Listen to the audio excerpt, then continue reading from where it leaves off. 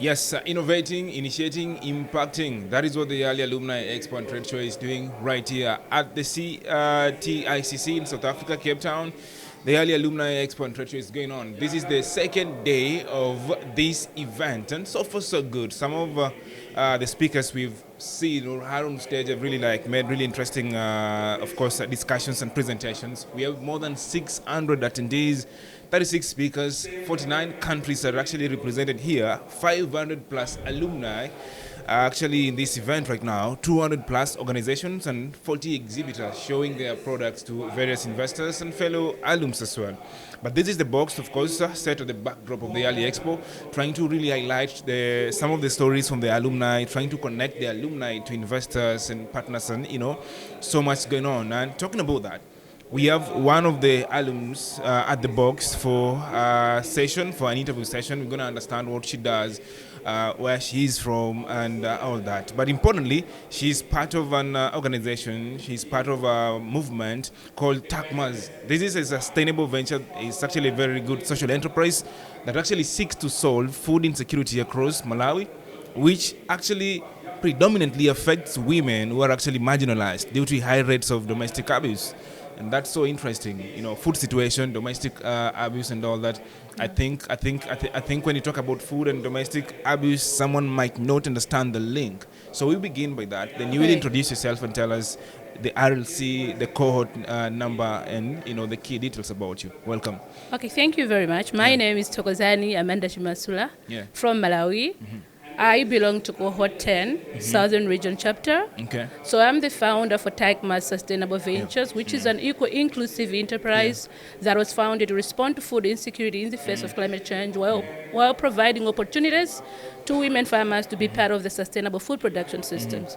So why women? Yes. Malawi's agricultural production system is mainly comprised of women who are about 70%, yet women continue to suffer the harsh consequences of climate change because of underlying social norms that continue to predispose women to different vulnerabilities like gender-based violence.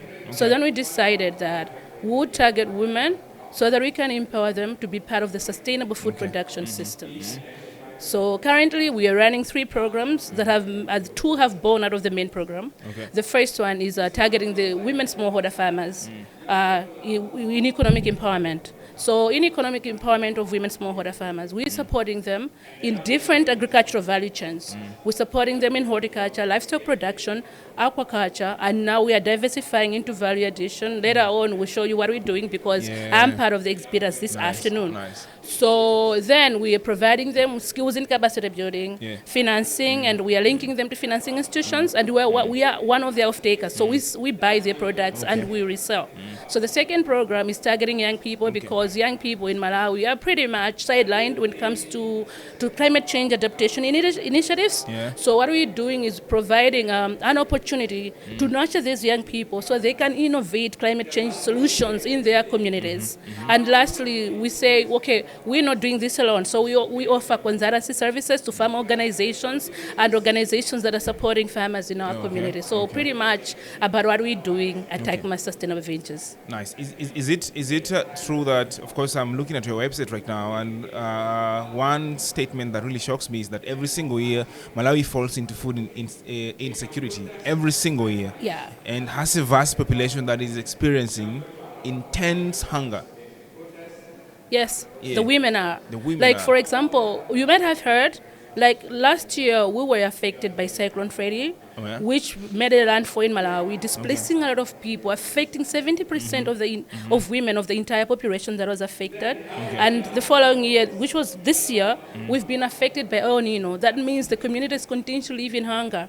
So if we don't do anything about it, it means more women and more children are going to be affected. The reason why we exist to support those communities, which are working so very hard, yet they continue to suffer the harsh consequences of climate change. Nice. So paint to me the picture of the women and the youth in Malawi, and also look at show me how this looks like. Do we have a lot of organizations, do we have a lot of entities in Malawi that actually focuses solely on women and children?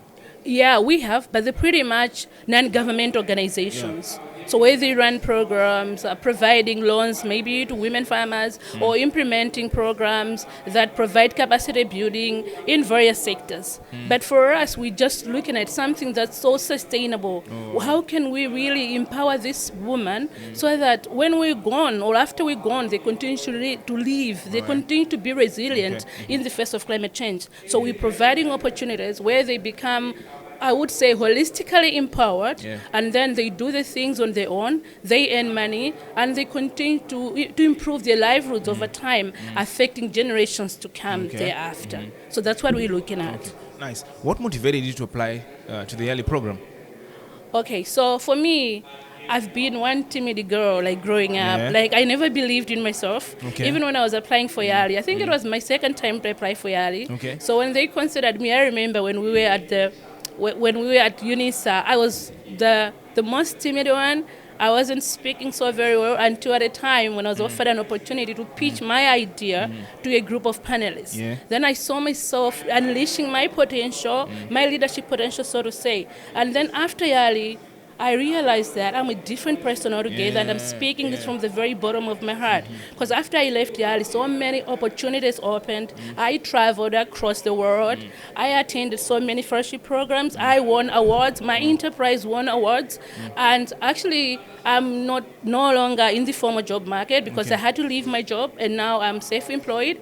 I'm employing 15 more young people and more seasonal workers, impacting about 1,200 families, which is about 7,600 people in my community, and reaching out to 10,500 young people in climate change adaptation initiatives.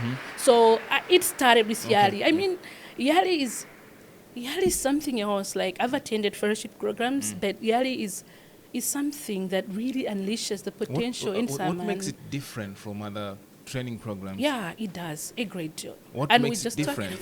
The difference is with YALI is very inclusive. YALI respects diversity. YALI promotes human rights, because we young people from different backgrounds with a lot of social differences, but when we come here, we treated the same. We are allowed to be ourselves while we learn and evolve to be the leaders that Africa wants. So it's pretty much about some fellowship programs which are a bit strict, and they kind of tell us what to become when we are not really what we want to become. But with YALI, we evolve naturally to become what we should become, and I think that's very much different from the other fellowship programs. I want to know, because you mentioned a part of you that was timid a little bit, and then you underwent some transition. Then you became a different person, a more vibrant, a more proactive person. What really sparked in there that changed the trajectory for you? Because I think there are very many women, very many young girls who are that version of you, the earlier version of you who was timid. What changed? What really changed was that I was in business and entrepreneurship track. So I had like a whole lot of a community that supported me. So they knew this girl has ideas, but she can't just speak them out. So I had people who supported me and giving me that moral support to say, Toko, you can do it. So it's your opportunity to say something. So that kind of provided an opportunity for me to start speaking and to start blending with others' world. And it happened that when we were doing the pitching, actually I was one of the best. Something that I never expected. And after YALI, life began, like literally, because I then realized that I'm a leader. I'm a leader, and I know I can do anything. And here I am today, still believing that I can do anything. And I'm also reaching out to other young people in my community, so they also unleash their leadership potential. Nice one. So, talking about life after joining YALI, then from the way you talk passionately, somebody can actually feel and see it. You know what I'm saying? I want to know, what are some of the significant milestones or achievements in your professional journey since participating in YALI? And we have time because I think there are many. All right. So when I was at YALI, So there were several opportunities that were being posted on the group right at YALI. So I tried to, now I knew now I was a leader, I tried to apply for some opportunities. So right at YALI, I got an offer to be one of the climate change story collectors in the world, where my story was written and presented at COP in that year.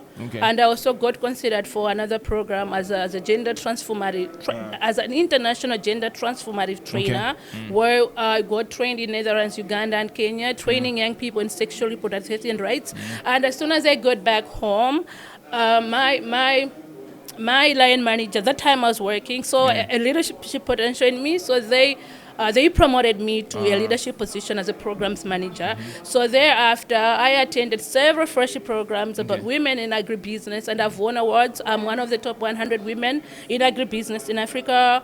And also, We Empower, a UNSDG finalist. I'm a World of Difference awardee for 2022 as a woman supporting other women in entrepreneurship. There is a lot that I've achieved, to be very honest. And my enterprise started with 10 women, like I'm saying. Now we're reaching out to 1,200 women, which is a very big achievement for me. Nice. Now, you have achieved so much, but I believe with some kind of support, you can even achieve more, you know. What kind of support do you think alumni need to actually achieve more, maybe in the next 10 years?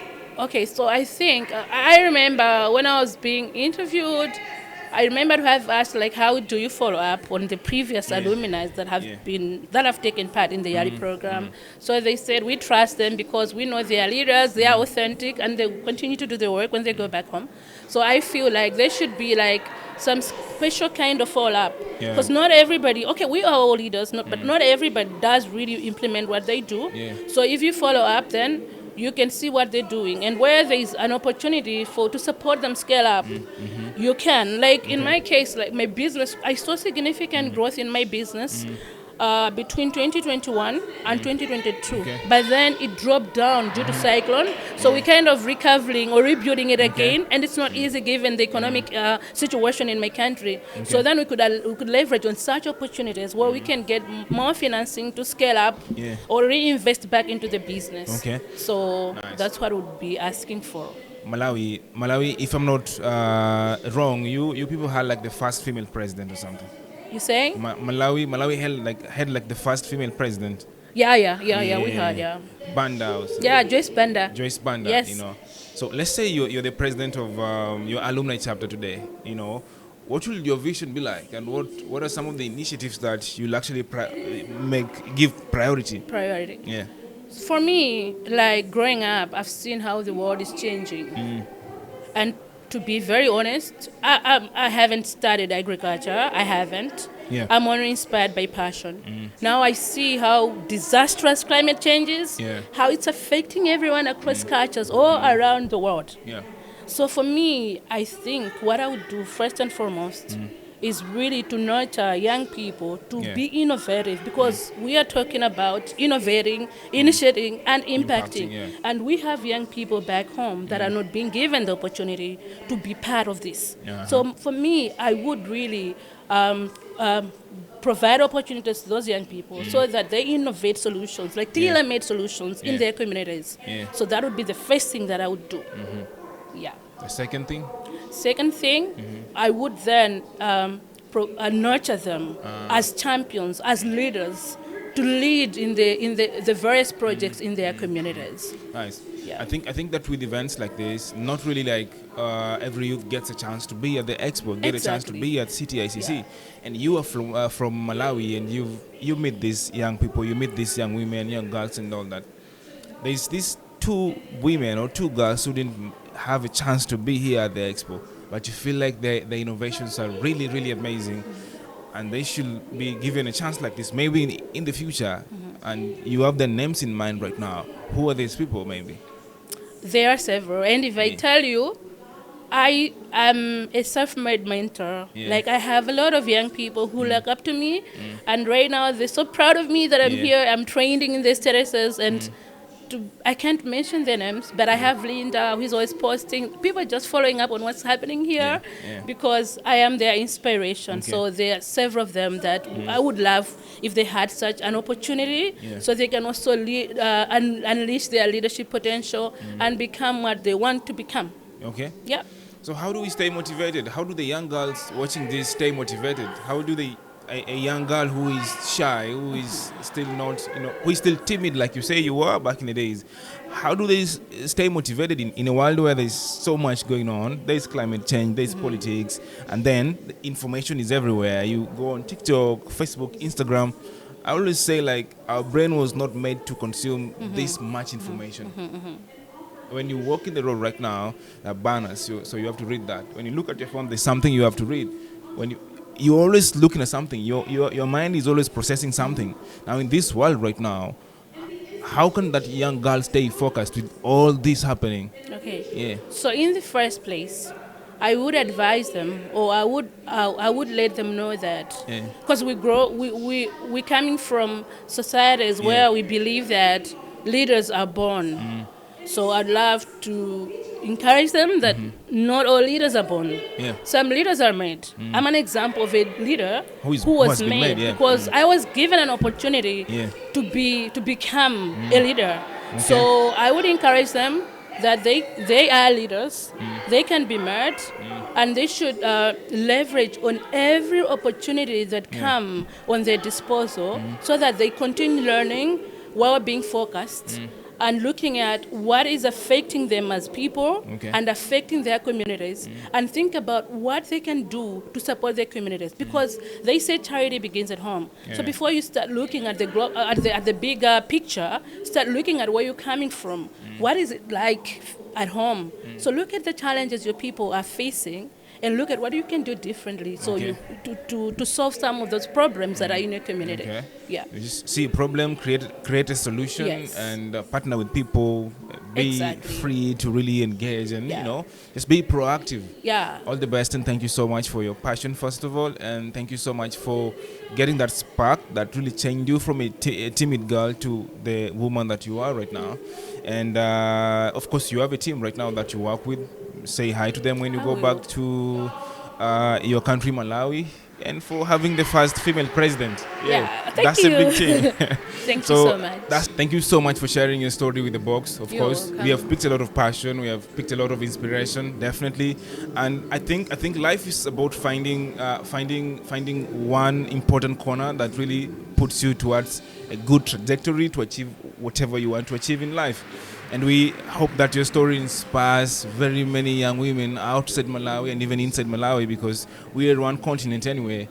So yes, thank you so much as well, you, our listener and our viewer, for watching The Box this time. Remember, The Box is set here at the YALI Alumni Expo and Trade Show, and what we do is to highlight and share some of the stories from our alumni. And on this second day, again, we have more than 500 alumni right here sharing their stories and connecting to organizations and partners and all that. So we hope that they actually benefit from everything that will be happening and is happening here at the Expo. Till we see you next time, cheers.